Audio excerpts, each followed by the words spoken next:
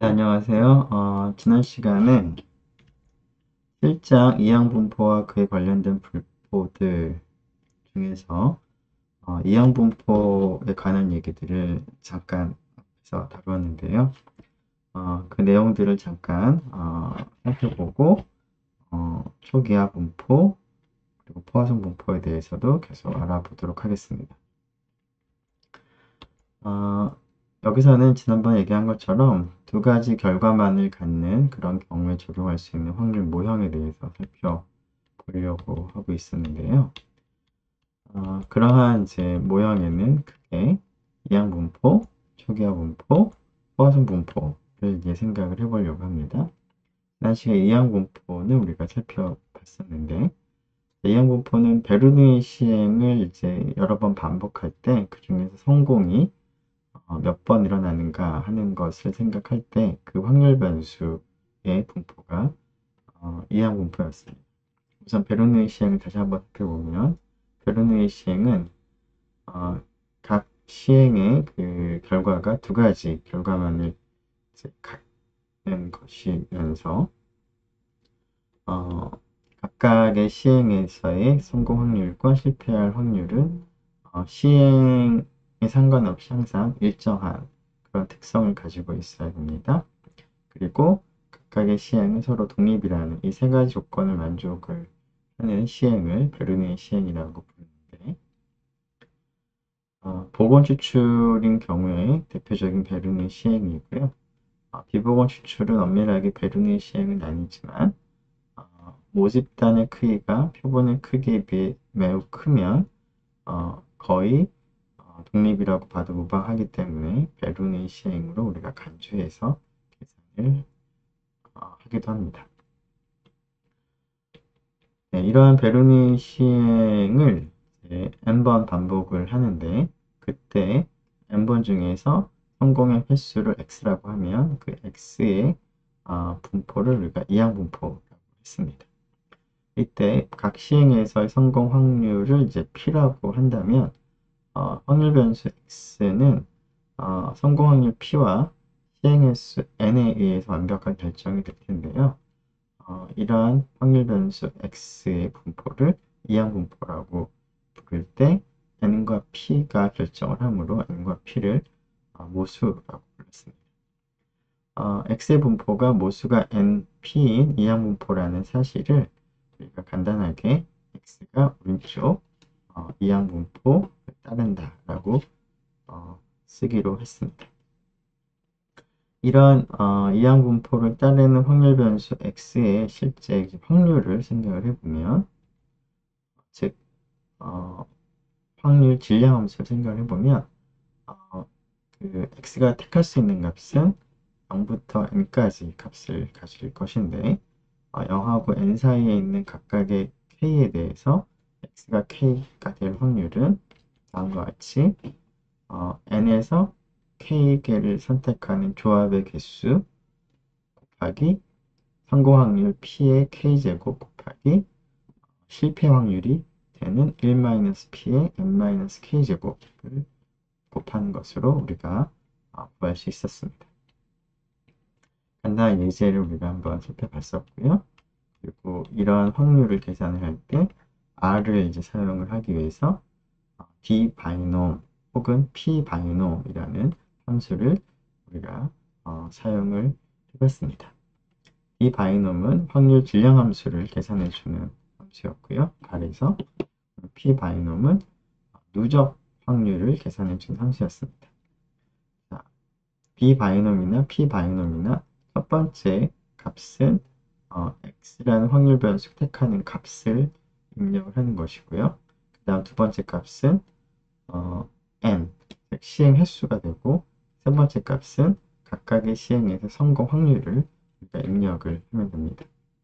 자, 이때 그 b 바이놈은 x가 되는 그 값, 확률을 우리가 구하는 것이기 때문에 확률 질량 함수를 이제 구해주는 함수인데 p 바이놈은 입력하는 값보다 같거나 작게 되는 누적 확률을 계산해주는 함수이긴 하지만 x라는 이항 확률 변수가 택하는 값은 0부터 n까지 되기 때문에 여기 있는 값이 0인 경우에는 0이 되는 확률이나 혹은 0보다 같거나 작을 확률이나 같기 때문에 P1, P2는 서로 동일한 값을 갖겠습니다. 그리고 x가 4보다 작거나 큰 확률을 계산할 때는 4가 될 확률과 5가 될 확률을 더하면 되므로 비바이놈을 이용을 하는 경우에는 4가 되는 확률, 5가 되는 확률을 구해서 디바이놈으로 구해서 더하면 얻는 것이 한 가지 방법일 거고요. 그리고 x가 4보다 작거나 크다라는 것을 누적 확률을 이용한다면 1에서 4가 아닌 3보다 같거나 작을 확률을 빼면 되므로 다음과 같이 P바이놈을 사용을 해서도 구할 수가 있었습니다. 자, 이러한 이항분포의 그 확률이 어떻게 되는가를 우리가 시각적으로 나타내는 한 가지 방법이 확률 히스토그램을 이용해서 나타낼 수 있었는데요. 이항분포의 확률 히스토그램을 한번 생각을 해보도록 하겠습니다.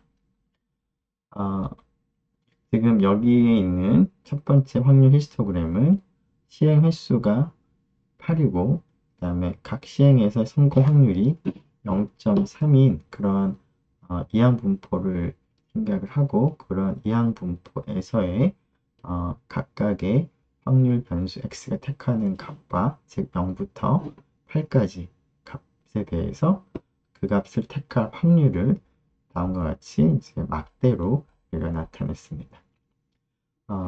또 다른 확률 히스토그램을 생각을 해볼 텐데요. 이 경우에는 시행 횟수는 동일하게 8이고 성공 확률이 0.5인 경우입니다. 그 다음 또 다른 확률 히스토그램은 마찬가지로 시행 횟수는 8인데 성공 확률이 0.9인 그런 경우에 확률 히스토그램도 같이 한번 생각을 해보도록 하겠습니다. 자, n이 8로 고정이 되어 있는 상태에서 확률 성공의 확률이 지금 달라지는데요. 성공 확률이 0.5인 경우에는 지금 확률 히스토그램을 보면 정확하게 대칭적으로 나타나는 것을 볼 수가 있는데 매 시행에서의 성공 확률이 0.5보다 작은 0.3인 경우에는 왼쪽으로 좀 치우쳐져 있는 즉 8번의 시행 중에서 성공의 횟수가 반인 4보다 더 적게 나타날 가능성이 더 높다는 것이고요. 성공 확률이 0.9로서 0.5보다 큰 경우에는 전체 8번의 시행 중에서 성공의 횟수가 4보다 더 크게 되는 가능성이 더 높게 되는 것을 볼 수가 있습니다. 그래서 성공 확률이 0.5일 때는 좌우 대칭의 형태로 나타나는 것을 볼 수가 있고 성공 확률이 0.5보다 작은 경우에는 왼쪽으로 치우쳐져 있고 성공 확률이 0.5보다 큰 경우에는 오른쪽으로 치우쳐 있는 것을 우리가 확인할 수 있습니다. 이항분포의 확률 계산을 이제 하는 그 상황을 조금 더 구체적으로 좀 생각을 해보려고 하는데요. 이항분포를 따른 확률 변수의 확률 계산은 확률 질량함수가 이와 같은 식으로 주어지기 때문에 이 계산을 하면 되는데 n의 값이 굉장히 커지게 되면 그 p나 1-p를 거듭해서 곱하는 그 횟수가 많아지게 되므로 이 값을 계산하는 것이 좀 번거로워지게 됩니다. 자, 그래서 우리는 이것을 직접 계산을 이제 손으로 하기보다는 이항분포표나 혹은 계산기를 사용을 해서 우리가 이러한 확률을 계산을 할 텐데요. 이항분포표나 혹은 계산기, R 같은 계산기에는 보통 이러한 확률 질량함수만을 이제 계산을 하기보다는 누적 확률을 이제 계산을 이제 하기 쉽게 되어 있는 경우가 많이 있습니다. 즉, 어떤 정해진 C에 대해서 C보다 같거나 작게 되는 확률이 이항분포 표로 주어져 있거나 혹은 계산기를 사용할 때도 이러한 누적 확률을 사용을 하는 경우들이 많이 있는데, 자, 이러한 누적 확률을 이용을 한다면 지금 여기 있는 것처럼 그 확률 질량 함수도 누적 확률을 이용해서 계산을 할 수 있기 때문에 보통은 이제 누적 확률이 주어져 있는 경우가 많습니다. 자, 그러면 누적 확률을 이용해서 확률 질량 함수를 계산을 어떻게 하는지를 잠깐 한번 살펴보도록 하겠습니다. 자, 다음과 같이 A하고 B가 정수라고 하고요. 그 다음에 X는 이제 확률, 지금 우리가 지금 살펴보고 있는 이항분포를 따르는 확률 변수라고 한다면, 그러한 확률 변수 X가 A가 될 확률, 결국 우리가 관심이 있는 확률 질량 함수를 구하는 경우에 해당할 텐데, 자, 이 경우에 누적 확률을 이용해서 어떻게 구할 수 있는지, 그리고 A보다 작거나 큰 확률 어떻게 구할 수 있는지, 그리고 A하고 B 사이에 있을 확률과 물론 이제 A하고 B를 모두 포함하는 경우 혹은 모두 포함하지 않는 이러한 확률을 누적 확률을 이용해서 우리가 구할 수가 있습니다. 첫 번째 경우부터 생각을 해보면 X라는 확률 변수가 A가 되는 확률은 누적 확률만을 사용해서 표현을 한다면 A보다 같거나 작을 누적 확률에서 A-1보다 같거나 작은 누적 확률을 빼면 되겠습니다. 앞쪽은 X가 A 이하가 되는 모든 경우들을 다 고려했는데 뒤쪽은 A-1을 포함을 해서 그것보다 같거나 작은 경우들만을 고려한 확률이므로 두 확률의 차이가 결국은 X가 A에서의 확률이 되겠습니다. 즉, 이 두 개의 누적 확률을 이용을 한다면 X가 A가 되는 확률도 우리가 구할 수 있다는 것입니다. 자, 그리고 A보다는 같거나 큰 확률은 누적 확률을 이제 이용을 해서 표현한다면 A를 포함해서 같거나 큰 확률은 1에서 A-1 이하가 될 확률을 뺀 것과 같겠습니다. 자, 비슷하게 X가 A도 포함, B도 포함하면서 그 사이에 있을 확률을 누적 확률만을 사용해서 또 우리가 계산할 수가 있을 텐데요.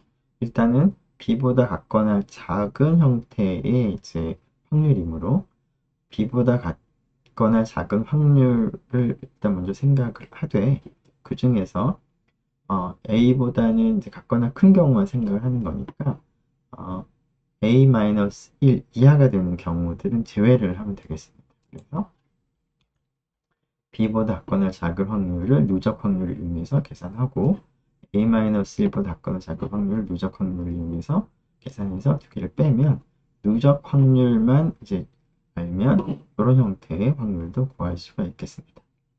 자, 등호가 양쪽에 다 빠진 경우에는 지금 B가 포함되어 있지 않으므로 B-1보다 같거나 작을 확률을 생각을 하고 A보다는 같거나 A가 되는 경우도 이제 제외를 해야 되는 거니까 위하고는 조금 다르게 A보다 같거나 작은 그런 경우들을 다 제외하면 되겠습니다. 그래서 이와 같이 구할 수가 있겠습니다.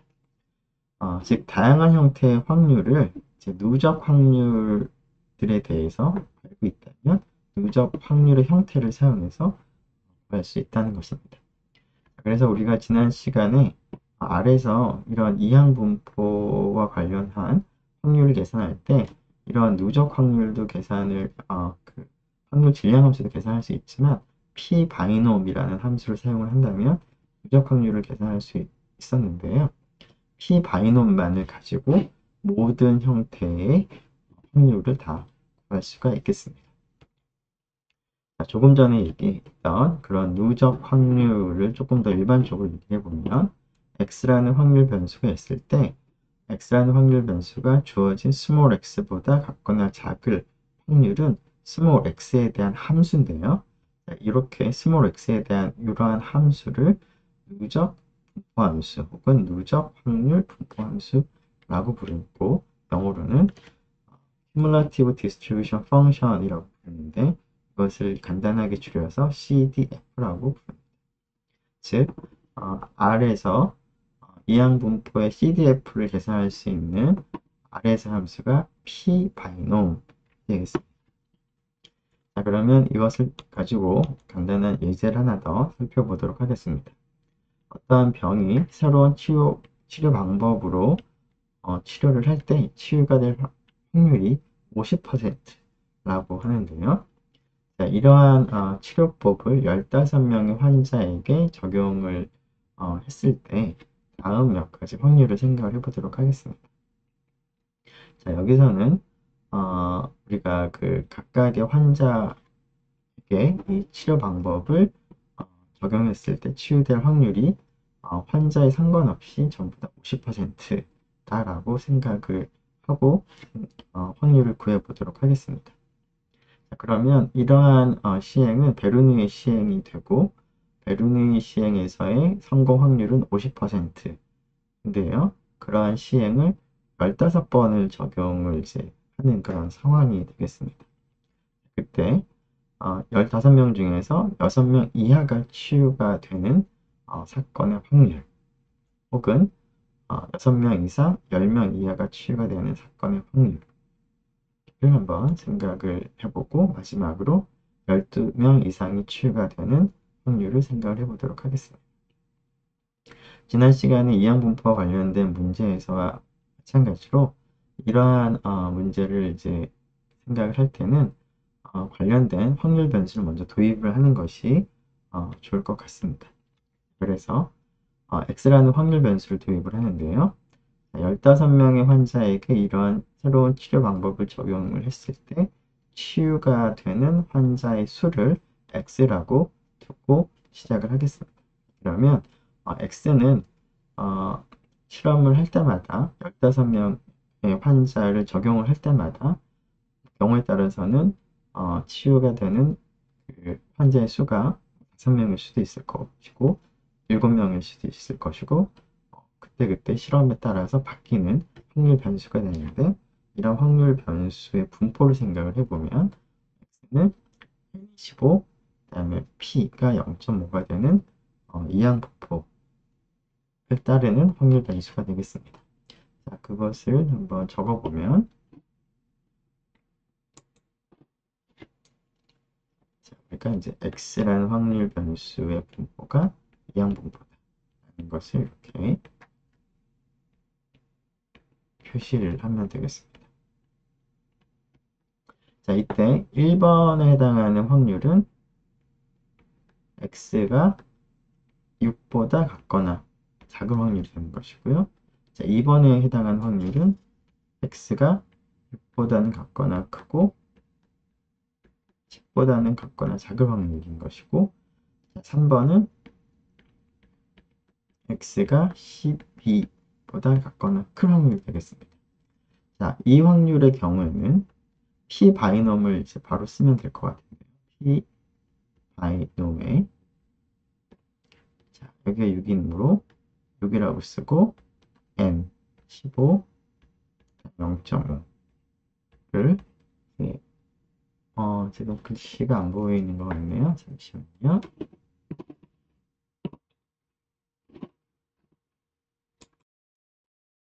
네, 글씨가 좀 안 보였던 것 같아서 다시 좀 조정을 했습니다. 다시 좀 보면 1번 문제는 이제 x가 6보다 작거나 작을 확률, 그 다음에 2번 문제는 x가 6과 10 사이에 있을 확률, 물론 6과 10을 다 포함을 합니다. 3번은 x가 12보다 작거나 큰 확률이 되겠습니다. 자, 여기서 x는 제 시행횟수가 15, 성공 확률이 0.5가 되는 그러한 이항 분포를 따르는 확률 변수인데요. 자, 이러한 세 개의 확률을 RStudi오를 사용해서 구하고자 한다면 첫 번째 경우에는 p 바이놈에다가 6, 15, 0.5를 입력하면 구할 수가 있겠습니다. 그리고 그 두 번째 경우에는 제 앞에서 우리가 본 것처럼 p 바이놈을 사용을 하되 지금 10보다 작거나 작은 확률을 일단 구하고 여기서 그 6, 2, 그러니까 6보다 작은 경우를 이제 제외를 하기 바라는 거니까 p 바이놈의 5 이하인 경우를 제외를 하기 위해서 5라고 이제 입력을 하면 되겠습니다. 그리고 이 경우는 1에서 P 바이노에다가 12보다 작거나 큰 경우를 이제 보는 거니까 11 이하가 되는 경우를 제외하면 되겠습니다. 이렇게 하면 되겠습니다. 그래서 그 값을 한번 보면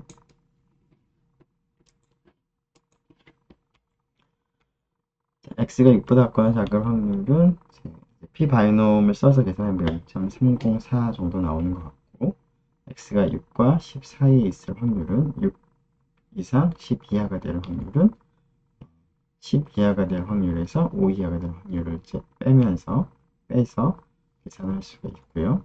12보다 작거나 큰 확률도 비슷하게 계산할 수가 있겠습니다. 자, 그러면 이것을 이제 우리가 실제로 RStudi오를 사용해서 한번 계산을 해보도록 하겠습니다.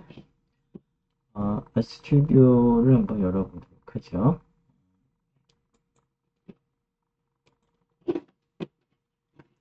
RStudio가 여기 열려 있습니다. 지금 여기 4번 문제에 있는 내용인데요.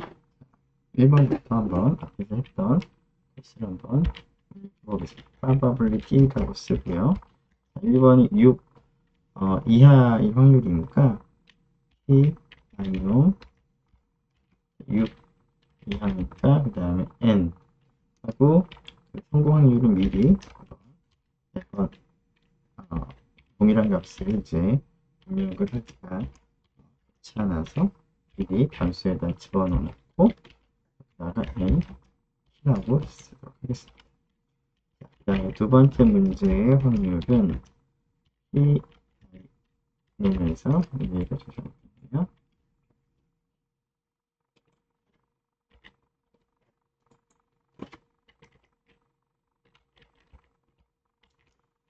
10 이하가 되는 확률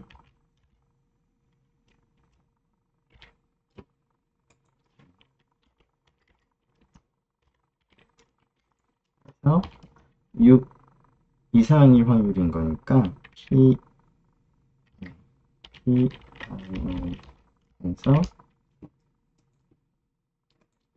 5 이하가 되는 확률을 이제 빼면 되겠습니다.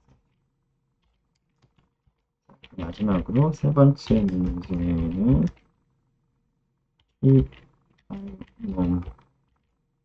12 이상, 그러니까 11 이하가 되는 확률을 빼면 되겠죠? 네. 1에서 이 값을 빼면 될 것 같고, 이 값을 한번 출력을 한번 해보도록 하겠습니다.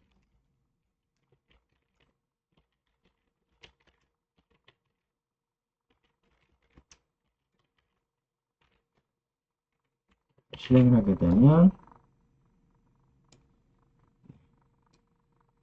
지금 순서대로 0.3 정도, 그다음에 0.78, 0.017호인데 앞에 그 슬라이드에 있는 결과와 한번 비교를 이제 한번 해보도록 하죠. 이 값을 잠깐 기억을 하고 0.3, 0.7인데요. 네, 그 값을 해보면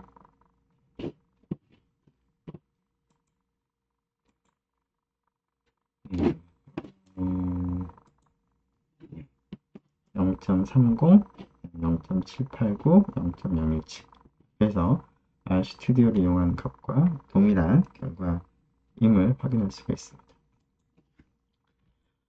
자, 이러한 이항분포의 이제 확률 질량 함수를 우리가 이제 구할 수 있으므로 이러한 이항분포를 따르는 확률 변수에 대해서 몇 가지 수치적인 요약값을 한번 계산해 보도록 하겠습니다.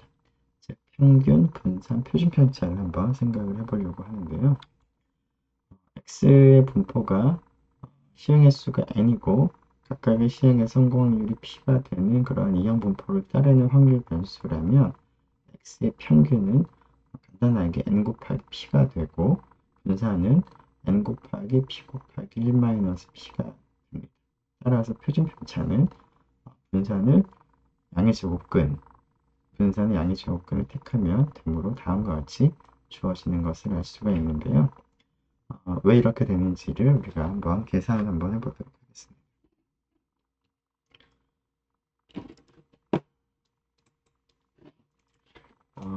자, 이러한 그 결과를 이해하기 위해서 우리가 그 확률 변수를 좀 새롭게 도입을 이제 하고자 합니다. B1, B2부터 Bn이라는 확률 변수를 우리가 도입을 할 건데요.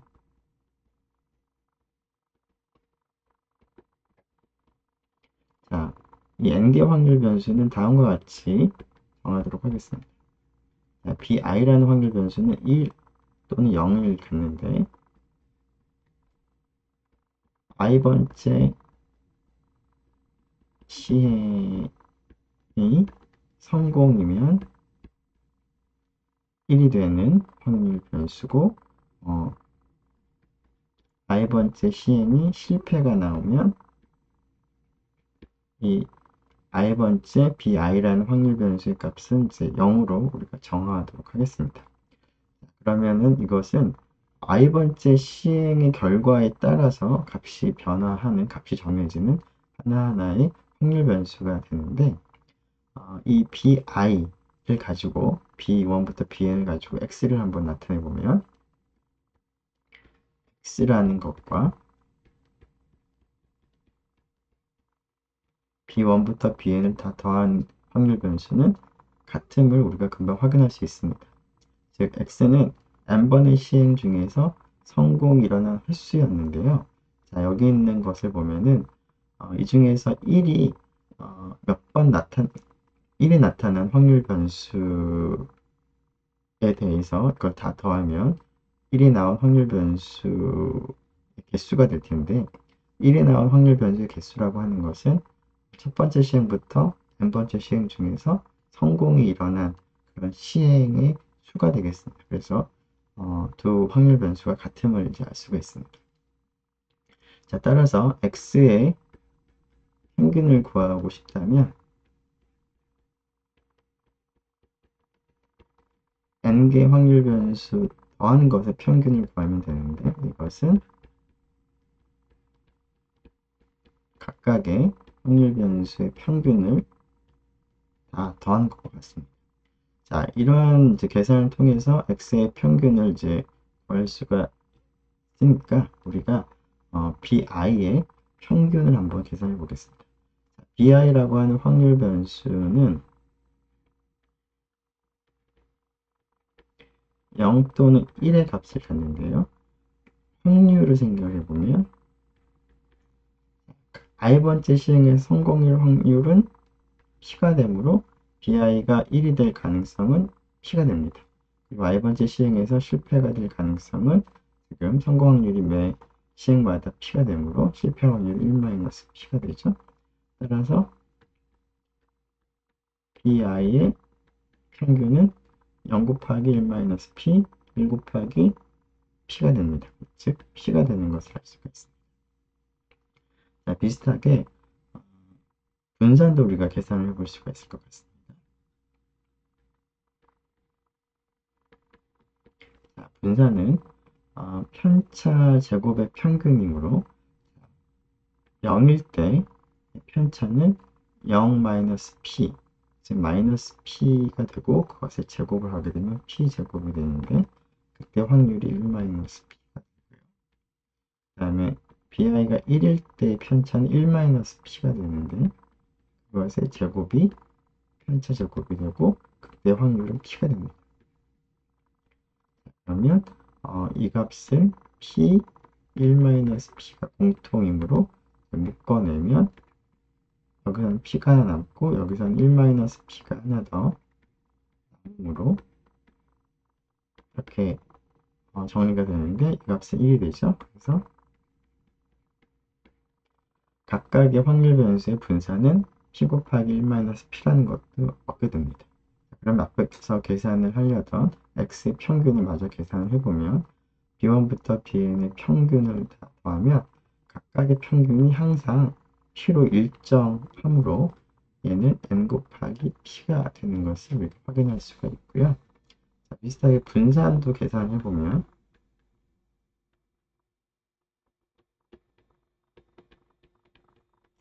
분산은 이제 다음과 같이 구해지는데 조금 전에 우리가 확률 변수를 더한 것의 평균은 항상 각각의 확률 변수의 평균을 먼저 구해서 그것을 다 더한 것과 같은 것을 알고 있지만 분산의 경우에는 일반적으로 그러한 성질이 성립하진 않습니다.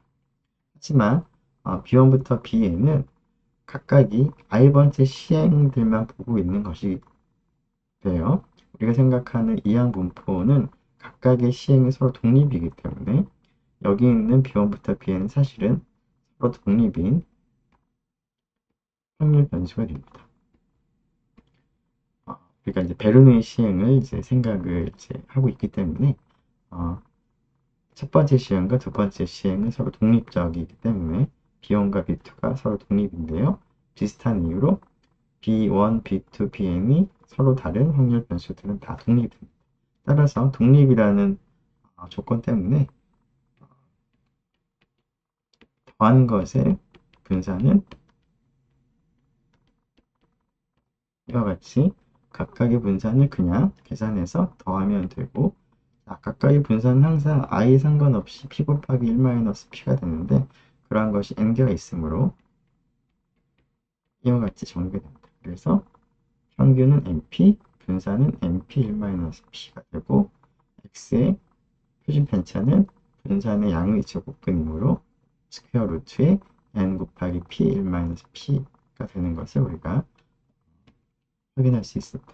자, 지금 계산한 결과를 좀 더 정리해보면, 다시 한번 정리해보면 x의 평균과 분산을 직접 구한 것이 아니라 bi라고 하는 이 확률 변수들을 도입을 하고 x를 b1부터 bn의 합으로 표시를 하고 나서 bi들의 평균과 bi들의 분산을 구하고 bi들의 성질들, 즉 서로 독립이라는 사실을 사용해서 x의 평균과 분산을 우리가 쉽게 구할 수 있었습니다.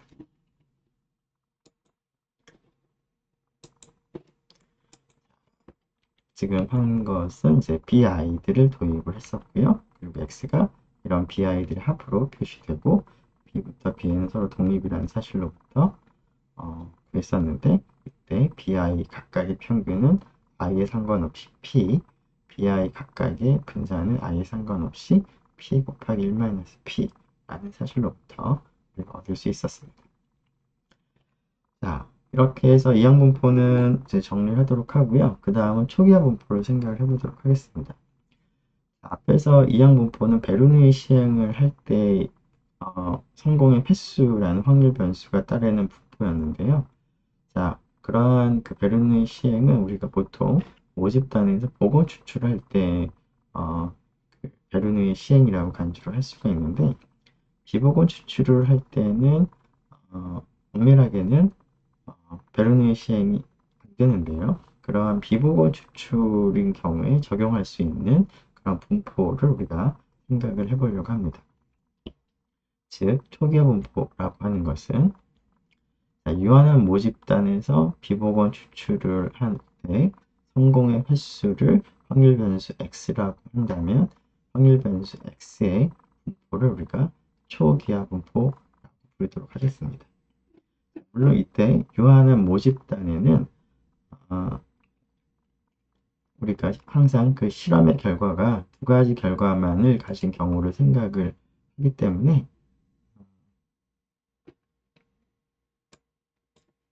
지금 모집단에는 그 두 가지로만 구성되어 있는 상황을 생각하도록 하겠습니다. 즉, 모집단에는 우리가 성공이라고 불리우는 그 개체와 실패라고 부르는 그런 개체 두 가지 구분으로 지금 되어 있다라고 생각을 할 텐데요.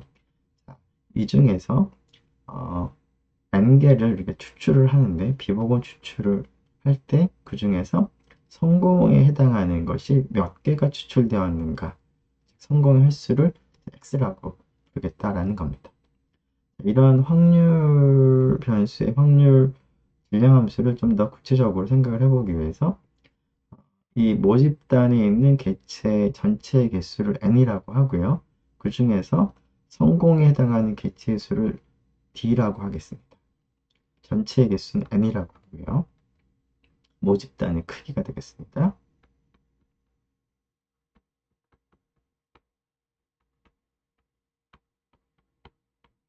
자, 그럼 모집단의 크기 large n 중에서 성공의 개수가 d가 되므로 실패의 개수는 실패에 해당하는 개체의 개수는 n-d가 될 텐데, 자, 이 중에서 우리가 표본의 크기를 n개를 선택을 하겠습니다.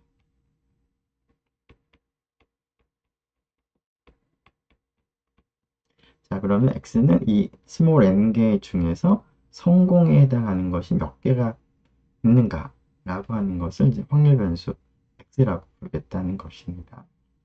자, 그러면 이 확률 변수 x가 택하는 값의 범위를 생각을 해보면, 자, 일단 간단하게 n개 중에서 성공의 개수이므로 n개 중에 성공이 하나도 안 일어날 수도 있을 텐데요. 최대로 n까지 일어날 수가 있겠습니다.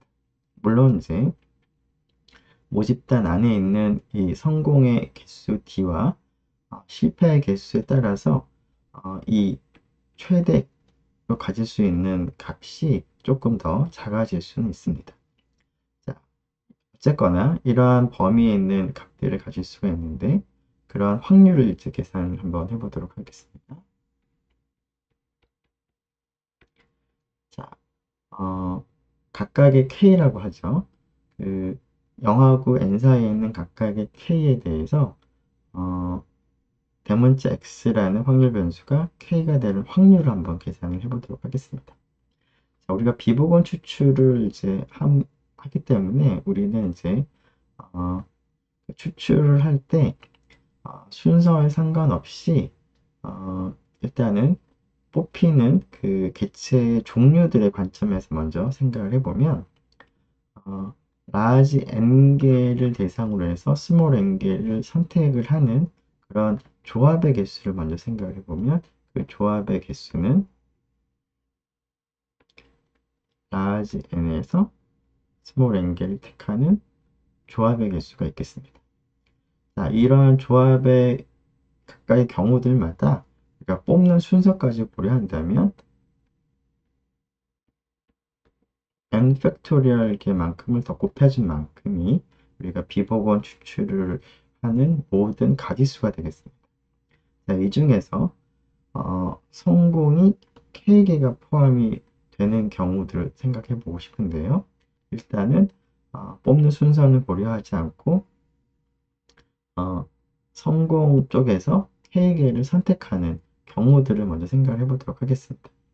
성공은 모두 D개가 있는데 그 중에서 K개를 선택하는 조합의 개수 먼저 생각하고 각각의 조합에 대해서 실패 들 중에서 나머지 즉 n-k개를 선택을 하는 방법을 생각을 하고 그 방법의 개수를 서로 곱하게 되면 large n인 모집단에서 물론 이제 이 안에 성공은 d개가 있고 실패가 n-d개가 있는 그런 모집단에서 스몰 n개를 추출을 할 때 그 중에 스몰 n개 중에서 성공이 k개가 포함되어 있는 그런 모든 가지수가 되는데 이때는 뽑는 순서는 고려하지 않고 그냥 종류만을 이제 고려했으므로 이것을 이제 나열을 이제 하는 방법을 생각해 보면 이와 같은 값이 분자에 있는 값이 우리가 추출할 수 있는 x가 k가 되는 모든 비보건 추출하는 경우의 수가 됩니다. 자, 물론 n 팩토리얼은 동일하므로 나누어 줄 수가 있고요. 따라서 이 값이 우리가 원하는 확률 변수 x의 확률이 되겠습니다. 자, 이때 k의 범위를 생각해 보면 k는 D개에서 지금 뽑기 때문에 k는 아무리 커봤자 D보다는 같거나 작아져야 될 것이고요. k가 음수가 될 수는 없을 테니까 0 이상이 돼야 됩니다.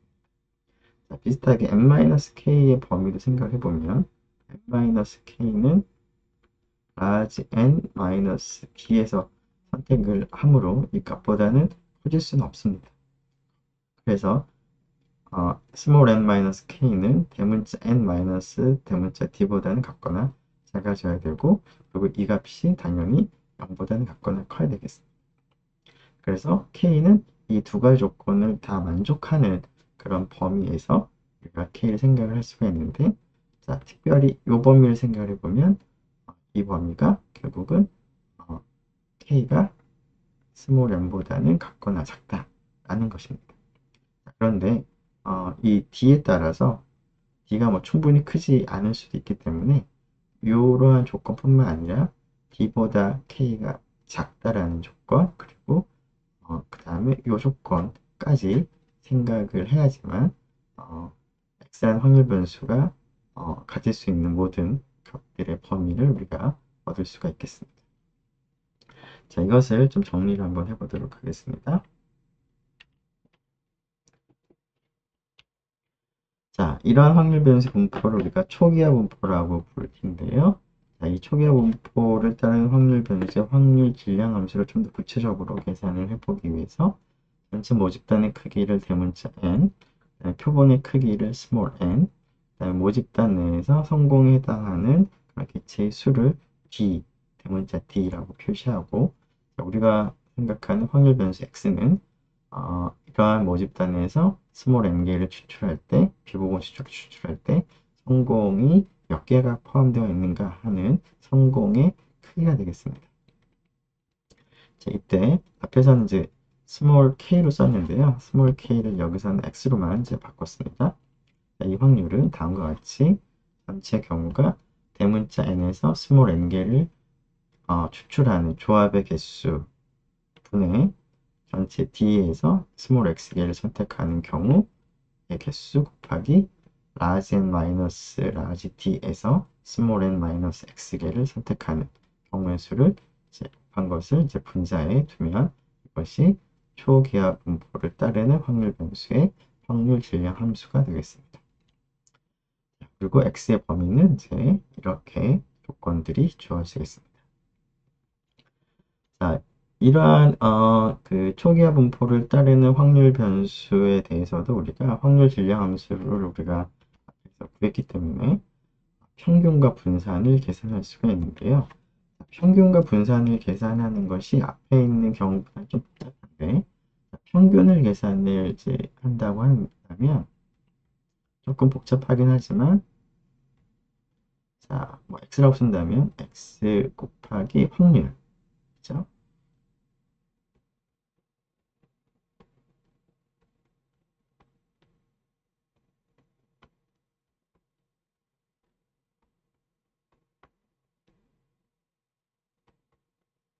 자, 근데 x의 범위가 0부터 n까지 있긴 한데, 이제 이러한 조건들을 다 만족하는 그런 x들만을 고려해서 모두 다 더하면 됩니다. 자, 이 덧셈이 약간 조금 복잡하긴 하지만 이것이 좀 간단하게 좀 정리가 되는데요. 자, 이 값을 좀 정리를 해보면 다음과 같이 주어지게 됩니다. n 곱하기 large n분의 d 이렇게 주어집니다. 자, 이때 large n분의 d라고 하는 것은 그 모집단의 구성을 보면은 전체 large n개 중에서 성공이 d개 있기 때문에 여기서 하나의 원소를 추출할 때 성공을 추출하게 되는 가능성을 생각해 보면 그 가능성은 large n개 중에서 성공이 d개가 있으므로 한 개를 추출할 때 성공할 확률은 large n분의 d가 됩니다. 그래서 오른쪽에 있는 n분의 d를 간단하게 p라고 쓴다면 n 곱하기 p라고 쓸 수 있습니다. 즉, 이항분포에서와 동일하게 각각의 시행에서 성공을 추출할 확률 p를 생각한다면 초기화 분포에서도 시행 횟수 n과 각각의 시행에서 성공 확률을 곱하는 것만으로도 우리가 평균을 구할 수 있다는 것입니다. 자, 분산의 경우에도 우리가 계산을 좀 더 풀 수가 있는데요. 자, 분사는 조금 더 복잡하지만 이것을 좀 더 간단하게 정리하게 되면 다음과 같이 n, p, 1-p에 large n 마이너스 1, large n 마이너스 small n이 됩니다. 물론 이제 p하고 p는 조금 전에 도입한 각각의 시행에서 성공을 추출할 확률이 되겠습니다.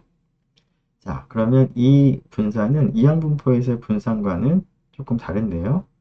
이항분포에서 분사는 n 곱하기 p 1-p를 썼는데 초기화 분포에서는 비보건 추출이라서 좀 달라지는데 이만큼이 더 곱해집니다. 자, 요만큼을 보건 추출에서 비보건 추출로 바뀌었기 때문에 생기는 부분인데요. 특히나 우리가 유한 모집단이 아니라 무한 모집단을 생각한다면 각각의 시행이 독립이라고 볼 수 있기 때문에 사실은 요 독립이 되지 않는 비보건 추출의 그 특성은 모집단이 무한 모집단이 아니라 유한 모집단이라서 생기는 특성이라고도 볼 수 있습니다. 그래서 이 부분을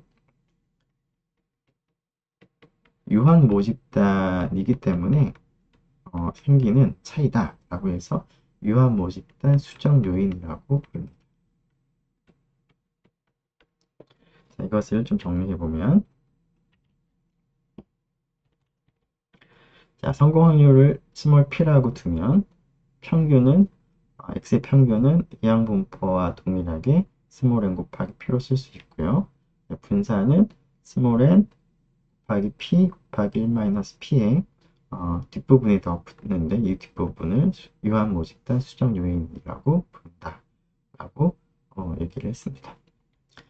앞에서 우리가 이러한 그 유한 모집단에서 비보건 추출을 하더라도 모집단의 크기 n이 표본의 크기에 비해서 굉장히 크면 거꾸로 스몰 n이 굉장히 작으면 한 20배 정도 차이가 나면 엄밀하게는 비보건 추출이기 때문에 독립이 아니지만 이런 차이가 크게 되면은 거의 독립이라고 봐도 무방하기 때문에 이런 경우에는 우리가 베르ヌ시행이라고 따른다라고 생각을 해도 괜찮고 그런 경우에는 이항분포와 동일하게 취급을 해도 괜찮습니다. 자, 이와 같이 모집단의 크기가 굉장히 크게 되면 실제로 유한 모집단 수정 요인이 거의 1에 가까워지기 때문에 우리가 이항분포랑 같이 취급을 한다라는 것이 그 분산의 관점에서도 같은 결과를 얻게 되는 것을 우리가 확인할 수 있겠습니다. 자, 초기화 분포 관련한 간단한 계산 문제를 한번 생각을 해보도록 하겠습니다. 자, 48대의 차량이 있는데 그 중에 12대가 이제 불량 오디오가 설치가 되어 있고 나머지 36대는 이제 오디오가 불량이 아닌 그런 오디오가 설치가 되어 있는 차량이 있는데 이런 48대의 차량 중에서 8대의 차량을 선택을 하는데 그런 8대의 차량 중에서 오디오가 불량인 차가 적어도 한 대 이상이 될 확률을 한번 생각을 해보도록 하겠습니다. 이때도 마찬가지로 확률 변수를 도입을 하면 좋을 텐데요. 자, 확률 변수 x를 선택한 8대 중에서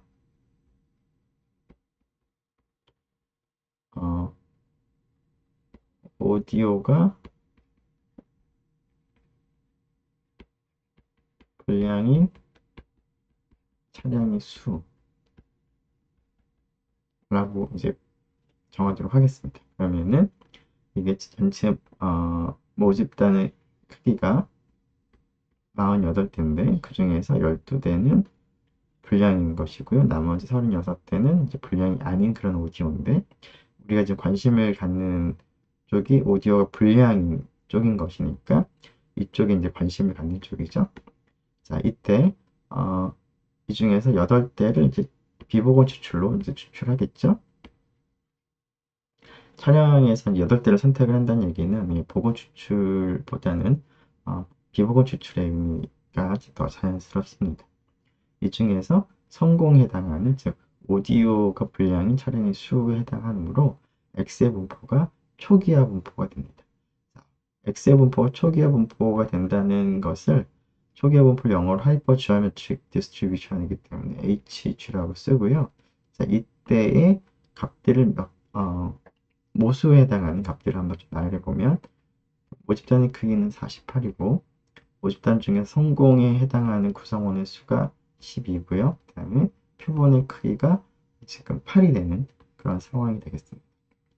자, 이때 우리가 구하고자 하는 확률은 x가 1보다 작거나 큰 확률인데 이 확률은 1 빼기 p x 이퀄 0으로 계산을 할 수가 있겠습니다. 자, 이 계산을 할 때 물론 이제 이거는 비교적 계산이 아직 복잡하진 않으므로 앞에서 우리가 확인한 확률 질량 함수를 사용을 하면 될 텐데 48대 중에서 8대를 선택하는 경우의 수 중에서 12대 중에서 그 한 대도 선택을 하지 않고 즉 오디오가 불량인 차 중에서는 한 대 선택을 하지 않고 오디오가 정상인 차 중에서만 8대를 선택을 하는 경우를 다 생각을 하면 되겠습니다. 자, 비교적 계산이 간단해 보이긴 하지만 이것도 계산하려면 좀 시간이 걸릴 테니까 계산을 할 때는 계산기를 사용을 하면 될 텐데요. 자, 우리가 생각하는 R이나 RStudi오에서는 이러한 초기화 분포를 계산을 하는 함수가 D 하이퍼, P 하이퍼 라는 함수를 사용하면 됩니다. D 하이퍼는 마찬가지로 확률 질량 함수를 계산할 때 사용하면 되고요. P 하이퍼는 누적 확률을 계산할 때 사용하면 하면 됩니다.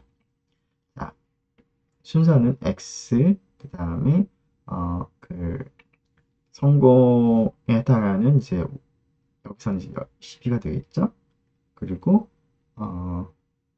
실패가 지금 여기서는 이제 따로 적혀 있진 않지만 계산해보면 확인해보면 36이고요. 그리고 표본의 크기가 8이 되죠. 이런 식으로 계산을 하면 되고 x보다 작거나 작을 누적 확률은 비슷하게 이 경우에 이렇게 계산하게 됩니다. 얘는 x가 스몰 x가 될 확률을 계산해주고 이 경우는 스몰 x가 스몰 x보다 작거나 작을 확률을 이제 구해주게 됩니다. 자, 이것을 한번 확인을 한번 해보도록 하죠. 자, x라는 확률 변수 먼저 도입을 하고요. 그러면 x는 다음과 같은 초기화 분포를 자를 텐데 우리가 구하고자 하는 확률은 x가 1보다 작거나 큰 확률인데요. 그 값은 1에서 x가 0이 될 확률을 빼면 되는데 식으로 써보면 다음과 같이 쓸 수가 있는데 이 값을 뭐 손으로 계산하기는 좀 어렵겠지만 일단 값을 계산해보면 0.9198이 나오는데요. 우리가 이제 R이나 RStudi오를 사용하게 된다면 다음과 같이 계산을 하면 되겠습니다. 지금 이 확률은 x가 0일 확률이므로 p-를 써도 상관없지만 d-를 써도 물론 상관없습니다. 지금 x가 0일 확률이나 x가 0보다 작거나 작은 확률이나 동일하기 때문에 이 경우에는 d-, p- 뭘 써도 동일한 결과를 얻는데 처음에 넣는 값은 여기 해당하는 값이고요. 그 다음에 12는 성공의 개수, 그 다음 것은 이제 실패의 개수, 모집단 중에서 그 다음은 표본의 크기를 넣으면 됩니다. 실제 계산해보면 0.919808일이 되는 것을 알 수가 있습니다.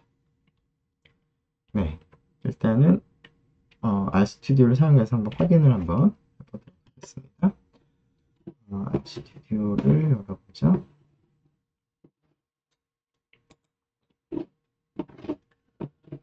네. 잠시만요.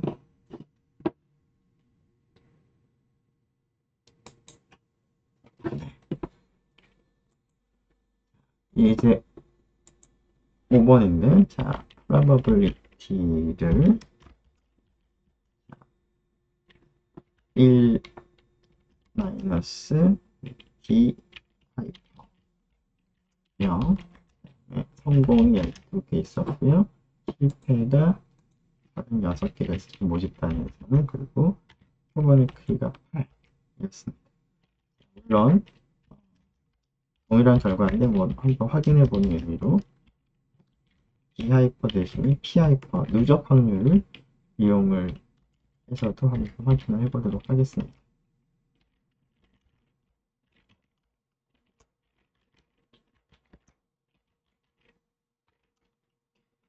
그러면 결과를 보면 둘 다 0.9198 정도로 이제 같은 결과를 얻음을 확인할 수 있습니다. 네, 일단 여기까지 먼저 하도록 하고요. 포화산 분포는 다음 시간에 계속 하도록 하겠습니다.